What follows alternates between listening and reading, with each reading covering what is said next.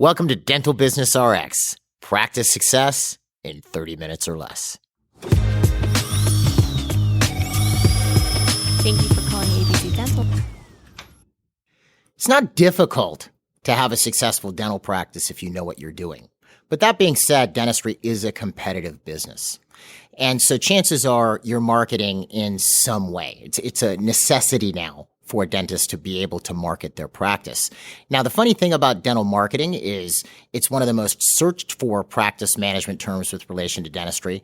It's also the subject you hear the most complaints about. My marketing didn't work. I wasted all this money and so on.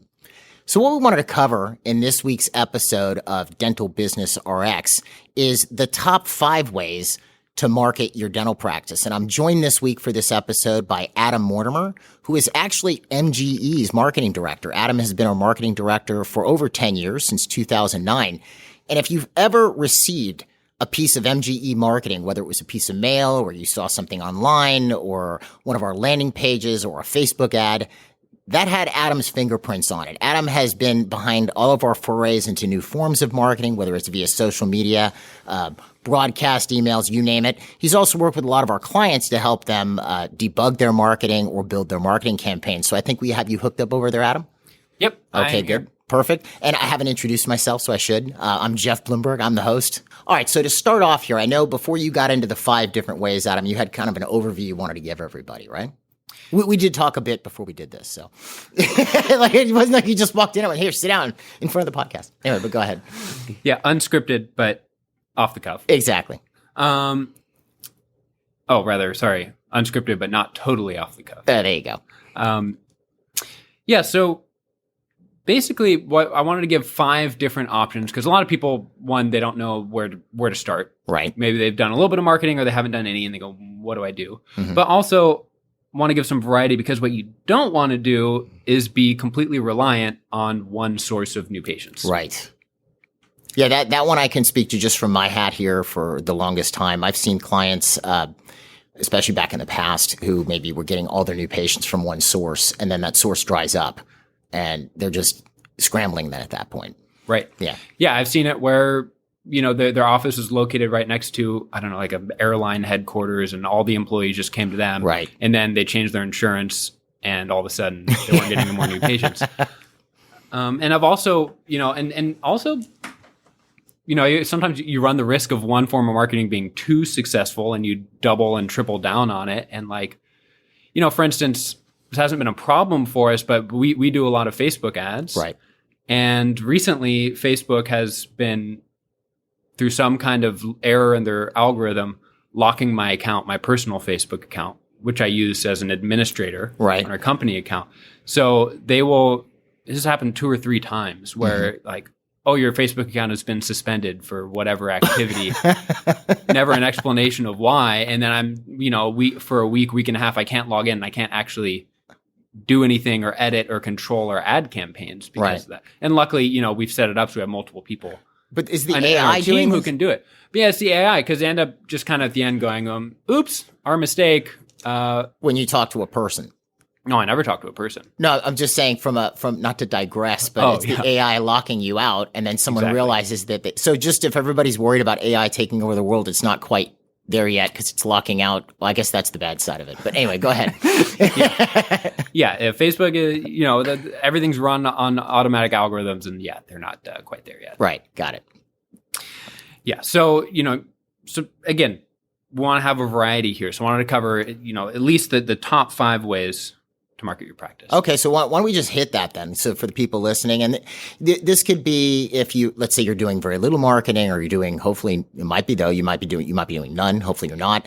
But this is for people who are rolling with it, and then also people who are just looking at what's best for me. Because I know there's some regionality on some of this too, right? Mm-hmm. Like absolutely. I know you're going to talk about direct mail a little bit, but would you recommend, for example, someone do direct mail if they're in a major downtown hub? Like in downtown Manhattan, would you recommend that or no?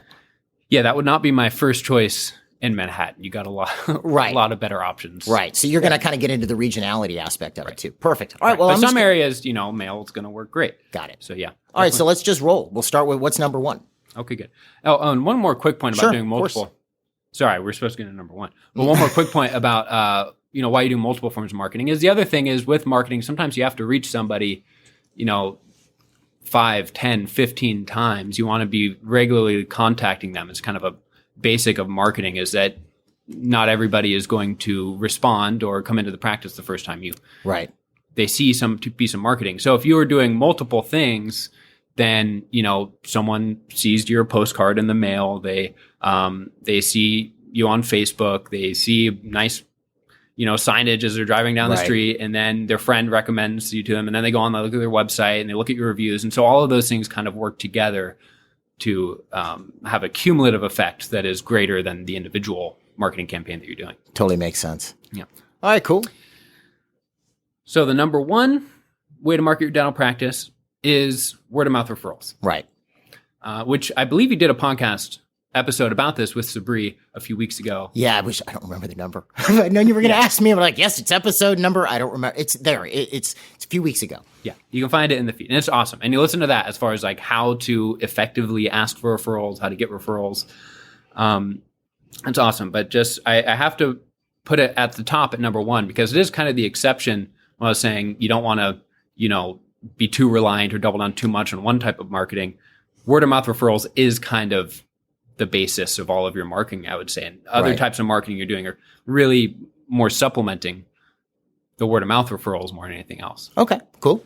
And one more point about this is that it drastically reduces your cost per new patient, right? So imagine you're doing Google ads or whatever form of marketing, and you're basically, you spend $1,000, you get 5 new patients from it. It's $200 per new patient. Okay.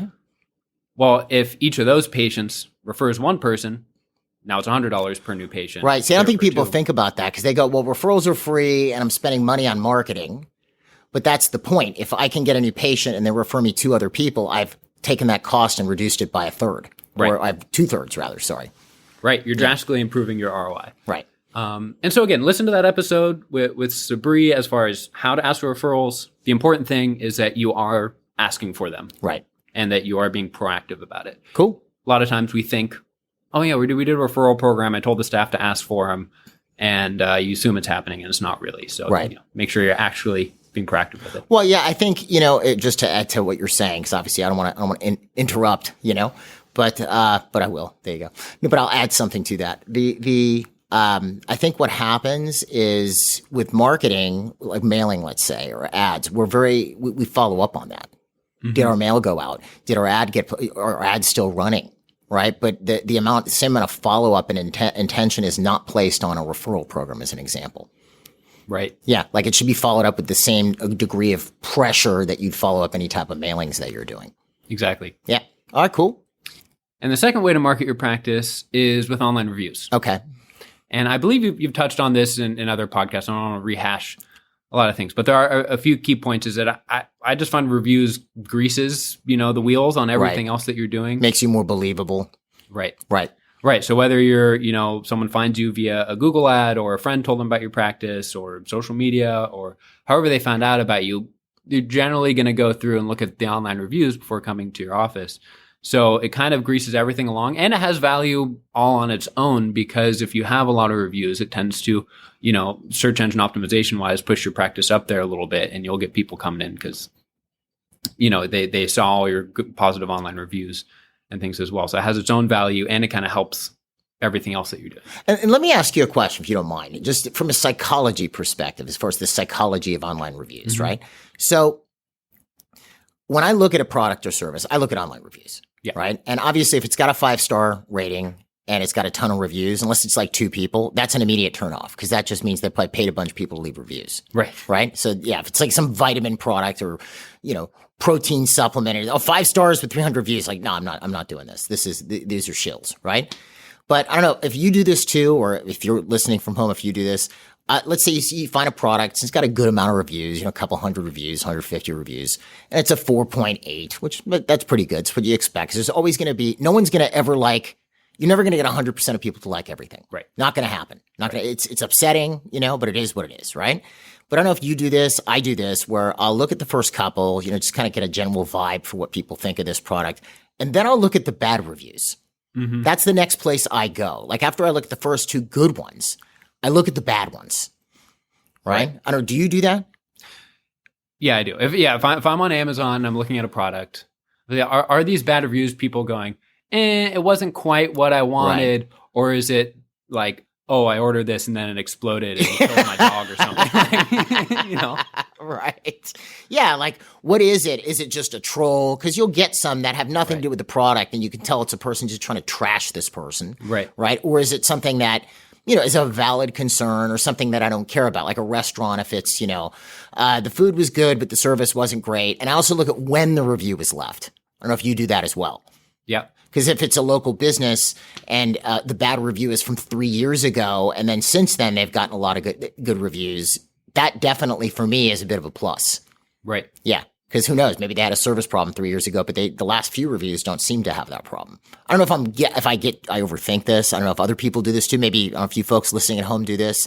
But it's the only reason I bring it up is, and I know that you're really good at this, right? Because again, I've mentioned like I'll get enthusiastic about a product or service, and then you stick to analytics, right? Which is important. This is why our marketing works, right? But so what happens is people don't look at, especially from marketing, and this is where you excel, you can look at it from who you're marketing to's perspective. And I've seen you do that numerous times, right? And I think it's just, I know this isn't part of the 5 ways, but this is an important point, is I look at and you got me doing this, I would look at my behavior from a consumer perspective when we're developing some form of marketing. I know you do that very well. Right. Yeah. First part of marketing is I'm not putting yourself in the shoes of the person who you're marketing to. Yeah, it's interesting though, because then if you want to go, well, how are people going to receive my reviews from my practice? You know, it's something you can look at and go, okay, well, okay, I had a couple bad ones a few years ago, but the recent ones have been pretty good. And you know, this is what I do. I look at the good and the bad ones, and I look at the responses. Like, look at the pattern you go through, and you might find that other people do similar things. Like I've just mentioned what I do. I'll read responses. I'll look at the bad ones. Maybe you do the same thing. I know you do the same thing you just said. So maybe this is just what people do. Yeah. Yeah. I don't know. Yeah, exactly. See how your behavior is with reviews. Generally, I mean, because again, if you see something that's 5 stars, everything's a perfect glowing review, you go, fake. Right. And so, you know, maybe you want a star rating is between, you know, 4.6 to 4.9 stars. And it's okay if you get a bad review because you don't want that perfect 5-star rating, honestly. Right. But now if someone's got a 5-star rating right now, and let's say they're not bad, they're all real patients, left good 5-star reviews. We don't want them to go inducing a bad review right now.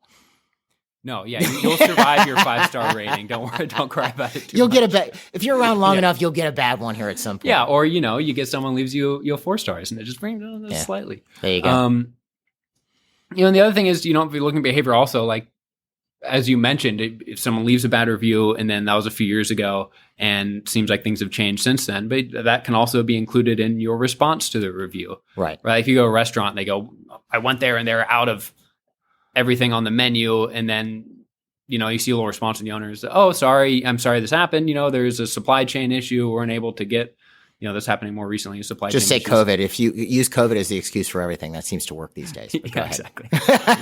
But they say, you know, it's resolved, and you go, oh, okay, good. That problem's resolved. Right. Not everything's that easy to respond to, especially in dentistry when you can't divulge any patient information and you're, you know, subject to HIPAA. Right. But, you know, responding through reviews in a friendly, a cordial way without divulging any patient information, which is a little bit of a balancing act. I don't know if we plan to do any episodes on how to respond to negative reviews. I know we done will some at some videos point. We have. It's just part of the tricky thing.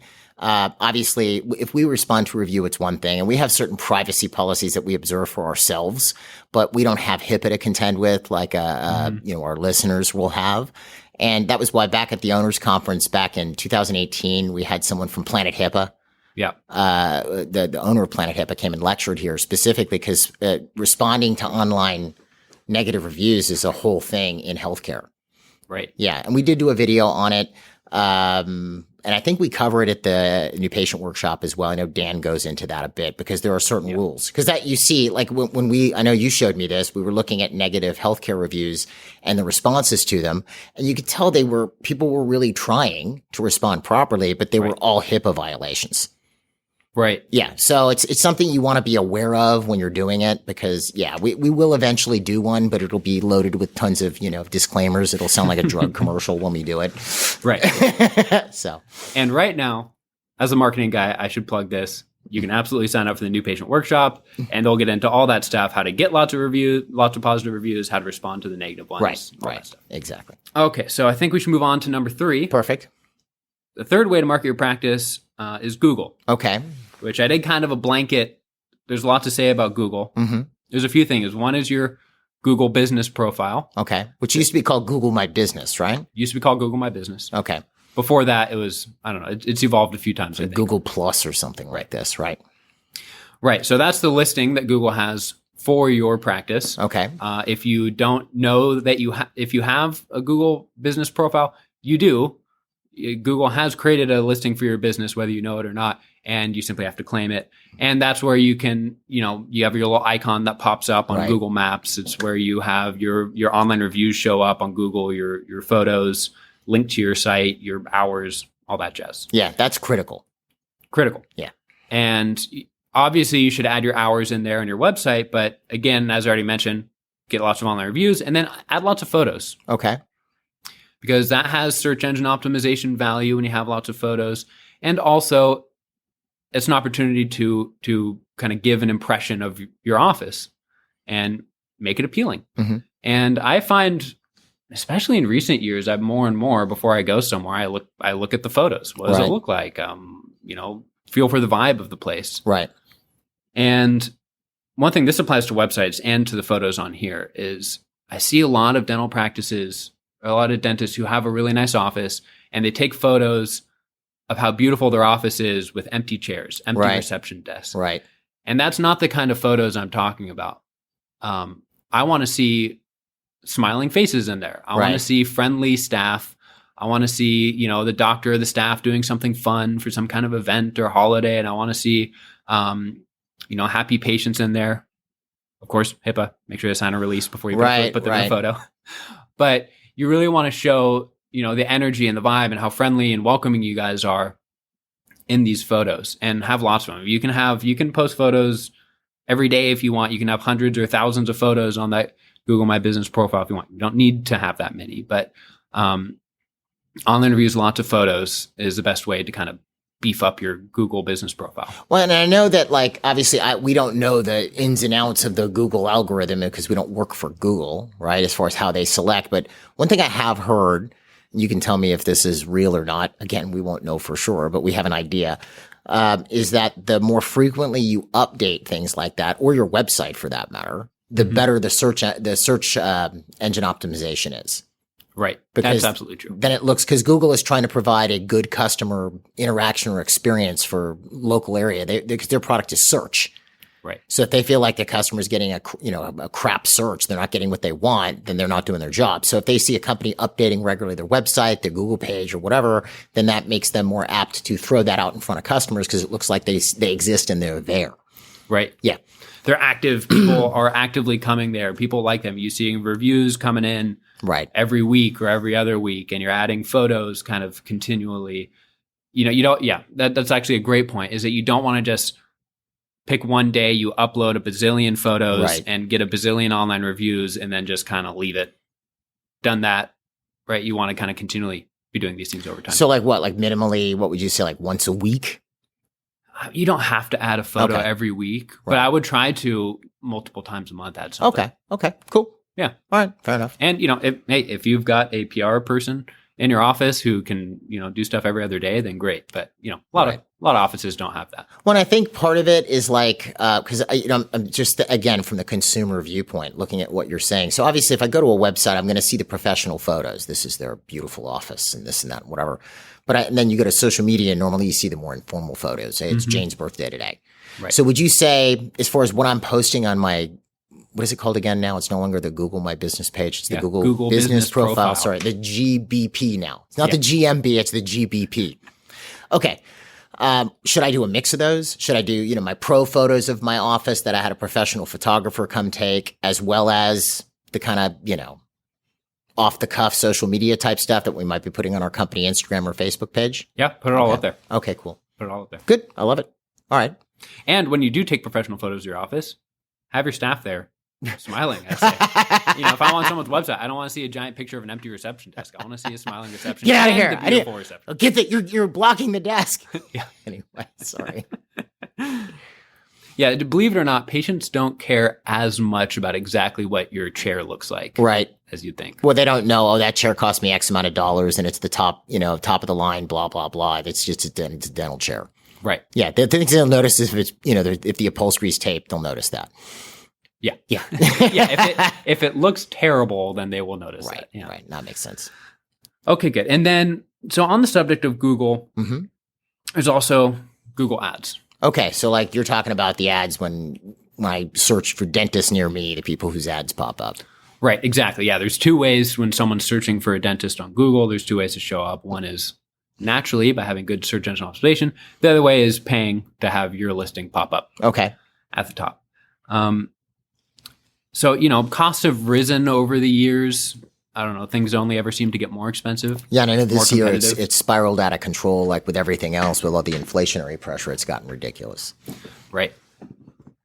So, yeah, I remember, when COVID first hit during a shutdown, ad prices went down significantly. And I was like, as a marketing person, I was like, oh, great. Right. I'm doing more at Facebook ads, more Google ads, more everything. And then that flipped around. Now Right. it's spiraling up out of control. Mm-hmm. So, it's important to really be deliberate and control your costs Mm-hmm. with Google ads right now. I absolutely think it can still work, Mm-hmm. but sometimes you have to be a little more creative. So probably that honestly means working with a really good company Mm-hmm. that knows what they're doing. Right. But I know that you've just not to interject, but I've noticed that like when we've had you sit down with a newer client who's having trouble with their paid ads, right? You'll sit down with them and there's usually when you find problems, there's the ad itself, which may not be very good, right? It may be where they're being led to, their website's no good or something like this. Right. But then you found some other basic errors that tend to be committed, even by people they're hiring to do it. I don't know if you want to talk about a few of those. Yeah. Yeah. So, one thing is, I was also going to bring this up for sending direct mail as well. Mm-hmm. But I do notice a funny thing with dentists is that everybody wants to be the dentist for the next town over. Okay. It's like the grass is always greener thing. Sure. So I talked to a lot of dentists who are thinking, well, 5 miles this way or, this slight next town over. Oh, that's where all the good patients are. Right. Right. They all have money and whatever demographics they have where they think I want to attract all these patients to come over to my town and then come to my office. But statistically, local businesses tend to get most of their, 80-90% of their customers from 3-mile radius. Wow. 4-mile radius. Wow. Depending on, where you are. If you're Sure. in a dense area or a less dense area. Mm-hmm. But honestly, I would rather take that 3-mile radius, that actual area right around my office where I am realistically going to be getting most of my patients. And instead of expanding that radius out, I'd rather find more ways to reach the people in that area. So if we were to apply that to Google, for example, because obviously I can pick where this ad pops up, Right. right? So you're saying hit that 3-mile. Obviously, there's other marketing I'm supposed to be doing. If I'm doing billboards or this, it's all going to be in that 3-mile radius. But if I'm doing Google, you were saying increase the frequency of my Google ads or pay more per click for that 3-mile radius than try to go 2 towns over. Right. Okay. Yeah, I would say go through your practice management software. You can pull up a report of, active patients with their zip codes on there. And you can look and see which zip codes your patients are coming from. And Right. if, you only have a couple patients from this other zip code, but you're spending $5,000 to market there. Right. That doesn't make sense. You'd be better served by going, okay, so here's the zip codes, the areas where I'm actually getting patients from. Let me do Google ads and I'll target it with Facebook ads and I'll send some mail there. Right. And make sure you're actually reaching those people who are going to come to your practice. That makes sense. So that's one basic thing. And then there's some more technical things, as far as it gets into, you're targeting what exactly someone is searching into Google. What words are they using? Right. Called keywords. And the most basic ones like dentist or dentist near me, those are generally going to be the most competitive ones and they're more expensive. So, a creative Google Ads manager person will go through and find all these different combinations of words that cost less money to get the clicks, but by targeting a lot of these different combinations of words, you can, get people that way. And what would you say, because you've met with a lot of our clients, what percentage now are self-managing their Google pay-per-click? Probably very few, I would assume. They're probably outsourcing it. Very few. Okay. Yeah, and Google did, make a concerted effort several years ago to make it easy for, small business owners to just kind of set the campaign and get it going, running by themselves. Right. And I think that can be, a good thing to do if you're not ready to invest in hiring a company, and you may go, let me see, can I actually even get people coming to my website? Can I actually get some leads from this? But if you just kind of let it run on automatic like that, you're probably going to get better return on investment by having someone who's paying a little extra to have someone who's really good and get better results from it. Got it. Okay. And then what would you, like, let's say I'm doing it, because again, if most of the folks listening are going to end up outsourcing as an example, how would I know if it's working or not? So, I'm paying some company and, like what would be a good return? Good question. Yeah, because with search engine optimization, it can be a little tougher because it can take months and months and months sometimes to start getting results. And you go, I don't really know what they're doing. I'm not really seeing the results yet. Yeah, that's where I've seen people they bail too soon. Right. Because it might take 9 months or more to really see the result. But SEO, I think, is something people should just do. Right. You just kind of have to. But let's say PPC. But that's the good thing about pay-per-click is Google has fantastic analytics they provide for you, and you start to see results immediately. Okay. So because your ad's running, and then you should be getting clicks. If you come to your website, they should be picking up the phone and calling your practice. And you can even, have they call click to call, where right on your Google ad is the little phone button. People click it and it calls your office, and then Google tracks how many of those phone calls you received. And so I have all these analytics. So what I want is to get a very, very thorough report from whatever company I'm using. Got it. I'm going to see exactly how much I spent per person that clicked the ad, how much I spent per phone call that I got. Right. And then this is a little extra step. Ideally, in my office, I'm tracking where a new patient came from, and then if they actually arrive for their appointment, and by treatment, then I would be filling in that information too, and I'd actually see the return on investment. But at the very least, I want whatever company I hired to provide a really good report, and you can see I spent $10,000 and I got 5 phone calls. That's not really worth it. Right. Or you see I spent this much, this many people clicked the ad, and this many people called the practice, and I got this many new patients from it. All right, awesome. So that's number 3, Google. So now what's our next one? Okay, now we move on to number 4, which is social media. Okay.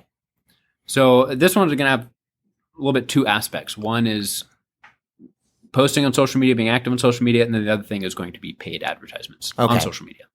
So now posting. What are some basic rules there? Posting on social media, I remember 10 plus years ago. Yeah, you did our first Facebook ads back then. Yeah. But I remember when they first started having businesses could have pages on Facebook, it was like the marketer's dream, because you would post something on Facebook and then a whole bunch of people would see it. Right. Equal opportunity between businesses and individual people. Right. And then eventually Facebook realized, one, that people using Facebook didn't necessarily want to see businesses filling up their newsfeed with whatever they're trying to sell. Right. And they also realized if they wanted to make money, they needed businesses to pay them to advertise. If they let them do it for free, Facebook wasn't going to make any money. So now it's pretty hard to just kind of organically post something on Facebook and get it viewed by a lot of people in your community. Well, and I'm just going to throw this out here, because I remember us doing this. I think it was in 2012. Because Facebook ads were a total new thing. 2012 or 13 were very new. And so I sort of challenged Adam with the idea of doing, and we never did anything with this from a service perspective, but we had a client up in the Northeast, and I said, hey, why don't you try marketing this doc's office on Facebook, because nobody was doing it. You remember this? You remember this. Yeah. And the results were astounding. I think, what were you guys spending per month on his spend? Oh, yeah. This is with paid ads. Yeah, with a paid ad. What was the spend? I think 1,000, 1,100. And he was getting 20 to 40 new patients a month, or some obscene, 20 to 30 or something like this. What was the number? Yeah. It was 25 to 40, I think, was each month. Okay, so they were averaging over 30. Yeah. Wow. And it was ridiculously cheap to show a whole bunch of ads. And these were cosmetic cases because I remember you had the one ad, like you had a couple ads that were all cosmetic based, and then they were specifically trying to push like Lumineers or something like this. Invisalign, Lumineers. But he was getting a lot of Invisalign cases off the Lumineer ads for some reason or whatever. But yeah, so it was a lot easier back then. Because then I knew how to do it. And then I remember looking at the dashboard with you and I went, I don't know how this works anymore. Yeah.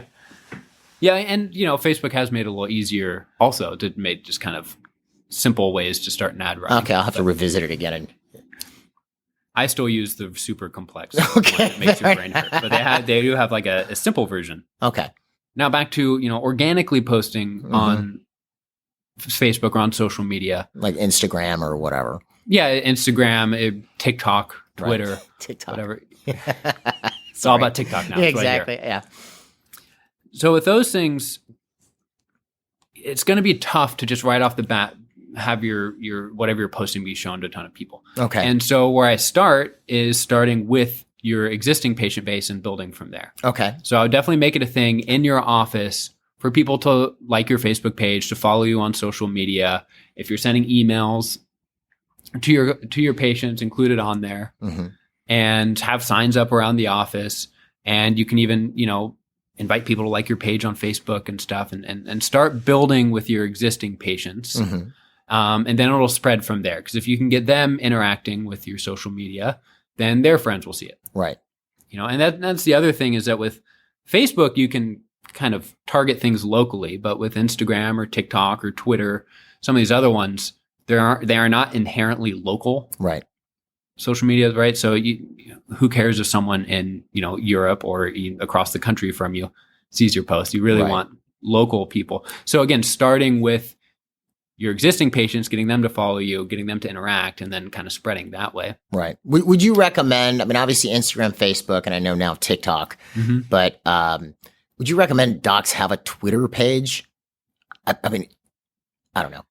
That's a big, if you want to thing. Right. Same with TikTok. It's really, if you want to, if you like it, if you're really trying to if you're already doing a whole bunch of types of marketing, you're really trying to get creative, go for it.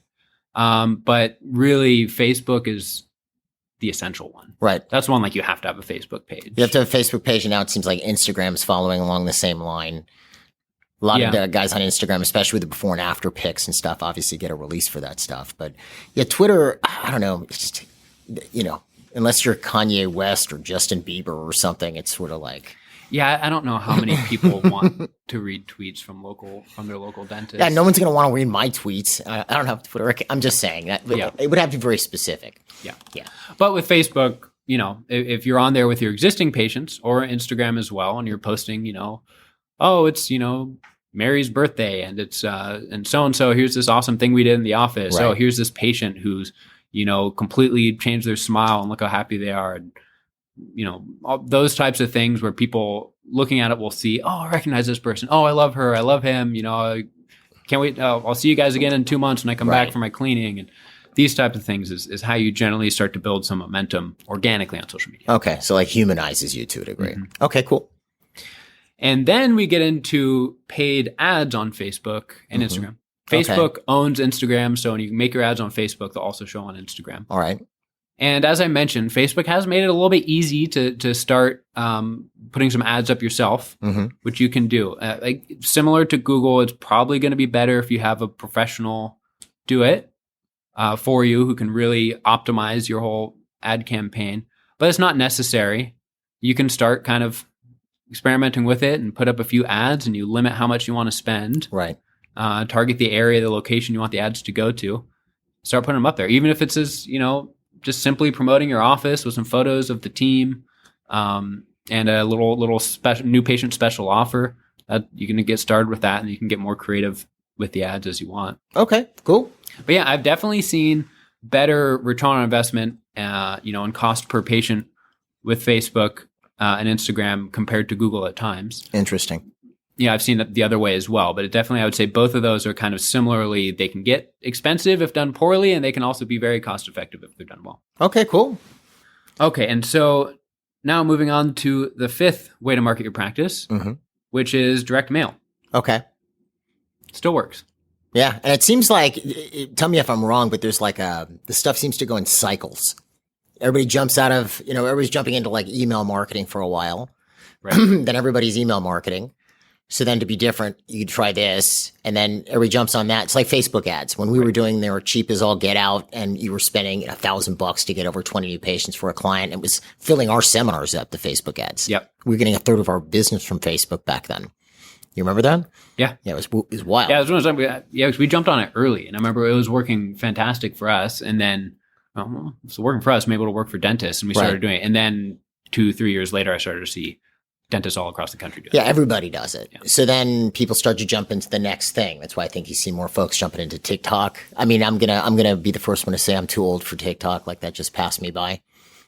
Wrong generation. I'm Gen X. No TikTok. Right. But I'm a millennial, and people forget that millennials aren't teenagers anymore. So I'm 32, and I've already passed the TikTok generation myself as a millennial. It's too funny. So yeah, there's like this cyclic aspect of it. So direct mail, I know that, we've gone back and forth with it over the years, right? Mm-hmm. But are there any particular rules or ideas you would give the folks listening from home as far as if they're going to do some, what are the things they want to think about? Right. So, I mean, with any type of marketing, and especially expensive, because it is expensive to send direct mail. Right. Right. It would not like with online where you can kind of control your budget in real time. It's kind of like you have to print a whole bunch of postcards and you have to pay for a whole bunch of postage and send them and hope that it works. Right. So I want to track the results of it. Right. And it's easier with online ads, but you can still track it with mail. And that I want to have tracking phone numbers call tracking phone numbers on there. Right. Mm-hmm. So I have a special phone number on the postcard. So if someone calls from that number, that pops up on a little dashboard, I can see, okay, so that number got 20 calls. I know those were from postcards. You can also use a QR code, one of those little barcodes you put on there. Someone scans with their phone, pops up your website. Mm-hmm. I'd probably include those on there. So I can, and really be thorough when patients do call in, make sure that you're asking them how they heard about you and you're actually keeping that up to date and looking at those those numbers. Yeah, and I think we had the new patient log a couple episodes ago as a downloadable and that's one of the blanks because that's usually the tough part to track. Right. Yeah, but that's critical, especially with direct mail. Exactly. Yeah. So make sure you're tracking it. Definitely put some type of new patient special on there. You can have a couple different special offers on there, whether it's for a cleaning or a free exam or some particular service that you're offering a discount on or a new patient special for. Mm-hmm. Have that on there. And then, as I mentioned before, every dentist seems to want to be the dentist for the next town over, but that can get real expensive if you're mailing in a 30-mile radius to all these places where you're not actually getting a lot of patients from. So again, I would keep it very local, mail to the people continually. You can put take the little radius around your office and you can have 4 different quadrants that you rotate through. We'll mail one this week, one, next month, another one the next month, and then kind of circle back and just keep mailing to people continually throughout the year. Budget it out. How can I keep mailing every month throughout the year? Because consistency is key, right? You want to stay present in people's minds because you never know when they're going to have a toothache or a sudden surge of guilt and they realize they haven't gotten a cleaning in 4 years and they need to go into the dentist, right? So you always want to, you want to be the last dentist that they saw or that they thought of whenever that happens. So I kind of keep continually reaching out to people all throughout the year. Would you try to make, let's say I have a special offer for a new patient cleaning and exam on Google, right? Or on Facebook. Would you want a similar one on the postcard or would you want different, should my offers agree, I guess is the question. Yes, I would have the offers agree. If it's for the same thing. Yeah. I might do bleaching in one place and something else in another, but if it's the same thing, it should be one price, one place. Facebook special, and then the postcard's cheaper or something, or whatever, right? Right. Yeah. Yeah, that can get confusing. It's wait, so if let me actually, call the office from the postcard and you go, you actually $20 more expensive. Yeah, okay, good. Well, I'm going to go look you up on Google and then call you from Google. Yeah, big goofy. No. Yeah, so have your new patient special on there. And then one thing you can do when you're targeting the areas around your office, is you can do what's called every door direct mail, Mm-hmm.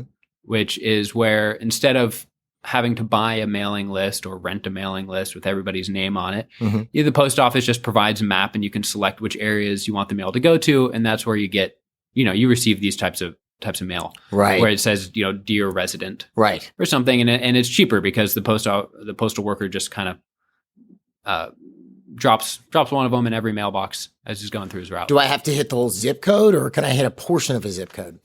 They're pretty good with their map. I think you can actually draw out the map and highlight the areas you want to go to. Oh, that's I think kinda you can cool. do certain, because I think what it does is it outlines each postal worker's mail route, and so you Okay. can pick the specific routes. So you don't have to do an entire 3 mile radius. You can go, oh yeah, that neighborhood is great. Those patients fit for my office. More families, things like that. Whereas Right. this other area is college dorms. I don't necessarily need to be mailing there. So I could pick, like, here's a new development next to my office. I could hit them Exactly. and it's every door direct mail. Exactly. Got it. All right, cool. And how do you feel about patient mailings, like newsletters and things like this? Oh yes, absolutely. Mm-hmm. So I would be doing at least quarterly some type of newsletter Okay. for patients. A mailed one, I think, is great. Mm-hmm. Then minimally, I think at least once a month, sending an email newsletter Okay. to all your patients.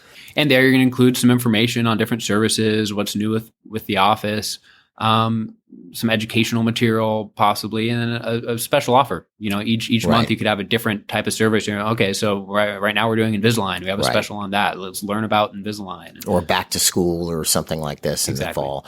Would I do? Would I just mail that to my active patients, or should I mail it to everybody? I mean, not everybody, meaning like, because you have patients who've been in the last 2 years. What about a patient who hasn't been in for 3 years? Should they get that newsletter? Oh, absolutely. Okay. Yeah. And I think you were going to do an episode on when to deactivate a chart. Yeah. Let's try to do a lead up there. Yeah. No, I wasn't. Love your spot. So, I mean, really would only a very small, few number of cases where I actually do activate a chart. If someone Right. hasn't been in 6 months or a year, that means that's fine. I'm still promoting to them. I still want them to come back in. Right. That makes sense. All right. So there's the 5 ways. Yeah. And then, I guess the last thing I really say is that all of these things, just like I said, reviews, greasy wheels and everything, make it work better. The other thing is obviously having a really good website. Right. So I don't necessarily mean the most high tech or fancy or prettiest website, but it has the elements people are looking for when they're looking for a dentist. And Well, I know I think you did this on our online platform, DDS Success. You had a video as part of the marketing courses on there. Because I know the term that you used was, do you have an educational site or a marketing site or a informational site? That was what you said. And you used the example, like an informational sites like the DMV. right. Because you see a lot of dentist websites, you go and it's, here is Dr. Smith, and Dr. Smith went to Tufts, which is great, right? But that isn't, I'm a new patient. What I'm looking for is, okay, where is Dr. Smith? And if Dr. Smith has a new patient special, that should be on the homepage, shouldn't it? Right. Yeah, that's a marketing site. Exactly. Yeah, because who's the website for? Right. Yeah. It's a whole perspective of what are you looking for? Because, you can have a site like the DMV. Ideally, they give you all the answers and, answer all your questions on the site so that you can buzz off and not bother, because they don't want you to have to come in or call Right. them to ask questions. They want you to just Definitely kind of not the DMV. sort out your registration renewal on your Right. own. Whereas a dental office, you don't want people to get all their questions answered and then leave. You want them to Right. pick up the phone and call you. Not saying you shouldn't answer people's questions or have information on there, but a little bit of a different vibe to how the site's designed. Right. And I think we covered this on DDS Success. I know we covered it in the new patient workshop as Yep. far as constructing your site, but there are a couple basic rules. So yeah, important. You know what I liked about this is someone might have listened to this initially and go, oh, this is going to be all about implant funnels, which I'm not saying are bad, right? Or this is going to be all about this, or this is going to be all about that. Like what you're recommending are super basic yet critical things, sort of like the foundation. Right. Right? Because I think what tends to happen, and this isn't just limited to dentistry, it happens in a lot of businesses. Everybody's looking for the newfangled way to do something. And I'm all for progress and looking for new ways. I think that's cool. Right? I still just have not warmed up to TikTok yet. But anyway, but you'll see someone do that, but they don't have their marketing basics in. Right. Like then you're mentioning this is the foundation you can build off of. And then what you'll see is exactly what you described at the beginning of the episode. Someone will try one way of marketing, and then that'll collapse because it was some neat idea, or it stops working all of a sudden, or whatever. You want your foundation in place before you try something new. Right. Yeah. Yeah. And a lot of these things, kind of newfangled, like implant funnels, a lot of you'll find they kind of fit into these things we covered, because an implant funnel, for anyone who doesn't know, where there are advertisements to people about implants once they go in, a funnel, and that they come to a certain a web page. And they answer questions and all that jazz. Right.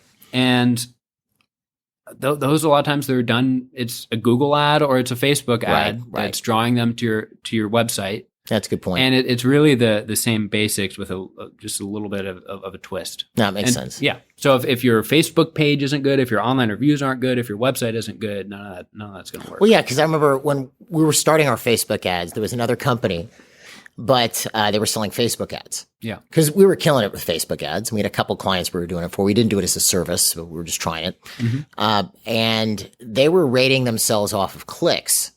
How many times did someone click this Facebook ad to go to their website, right? But the problem is their websites were terrible. It's like me advertising a restaurant that has terrible food. I'm going to drive a bunch of people in, and I'm not going to see that return. No one's going to buy anything. They're going to buy the soda and their appetizer and going to leave. Right.